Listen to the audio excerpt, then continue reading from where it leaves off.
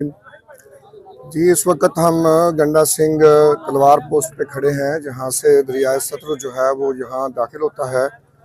इसी तरह ही जहाँ रावी दाखिल होता है जसर पे, यहाँ चनाब जो है डमराला पे, जो ही ये बिखरे हुए दरिया और बेरहम रेले पाकिस्तान में दाखिल होते हैं, पाकिस्तान मरकज़ी मुस्लिम लीग अल्हम्दुलिल्लाह उनको आगे से रेस्क्यू भी करती है, रिलीफ भी देती है, रिलीफ में मेडिकल देती है।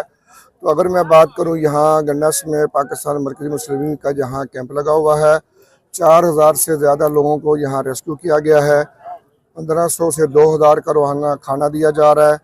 यके बाद दिगरे जो हैं वो हमारा साइलेज लेकर ट्रक आ रहे हैं। अभी भी हमारी पत्तों की तहसील से जो डेलीगेशन आया है वो अल्हम्दुलिल्लाह साथ साइलेज लेकर आया है। हम खुश्क राशन भी दे रहे हैं और मज़ीद लोगों की डिमांड के मुताबिक इंशाअल्लाह ताला अभी भी हमने कुछ जगह पर बात की है, इंशाअल्लाह ताला बहुत जल्दी ये इसकी भी बड़े लेवल पे सप्लाई शुरू हो जाएगी। तो अल्हम्दुलिल्लाह जो भी हम किसी को मुमकिन हद तक सहूलत दे सकते हैं पाकिस्तान मज़हबी मुस्लिम लीग देगी और दे रही है। तो मैं अपने कारकुनान रज़ा कुरान का भी शुक्रिया अदा करता हूँ, मीडिया के भाइयों को भी करता हूँ कि जिस तरह अल्हम्दुलिल्लाह एक हाइप क्रिएट की गई है मीडिया की तरफ से, ये बहुत खुशन बात है। ये कौम की मज़लूमों की तर्जुमानी है। तो हम सब को एक कौम बनना है, दिल जोड़ने हैं, हाथ में हाथ मिलाकर इस मुसीबत की घड़ी में इंशाअल्लाह ताला हमें मिलना है।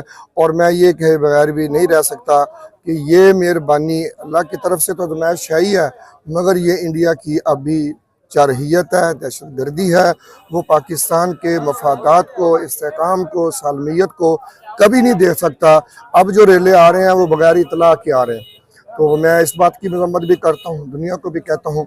तो तमाम भाइयों का, बुजुर्गों का बहुत शुक्रिया। अल्लाह ताला हमारा अमीन नासिर। इंतजामिया की कारकर्दगी क्या देख रहे हैं? अब लोग नालायक